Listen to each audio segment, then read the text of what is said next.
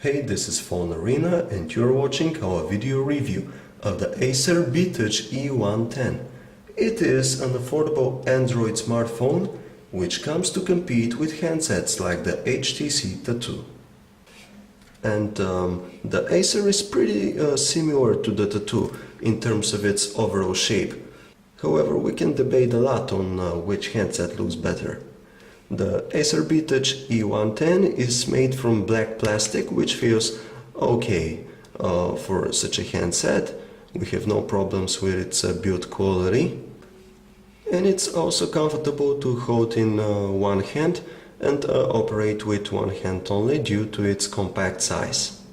Being such an affordable handset, the Acer beTouch E110 has a resistive touchscreen with a resolution of 240 by 320 pixels. It is 2.8 inches and is fairly responsive for this technology. However, of course, if it was a capacitive one, it would have been much better. Image quality is pretty poor, especially once you look at it from an angle. And when outdoors, you can hardly see anything on this display. So here is the software part of our review of the Acer beTouch E110, and what is most important here is to remember that our unit comes without Android Market, YouTube, Google Maps and the rest of the Google services.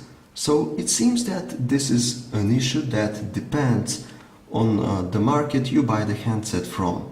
So this is the more important thing here. Before buying it, you should check if the unit has Android Market, YouTube and the rest of the Google services. Of course, you can install some alternatives like this Slide Me Market or some other alternatives, but their application catalogs are way poorer than what Android Market can offer you.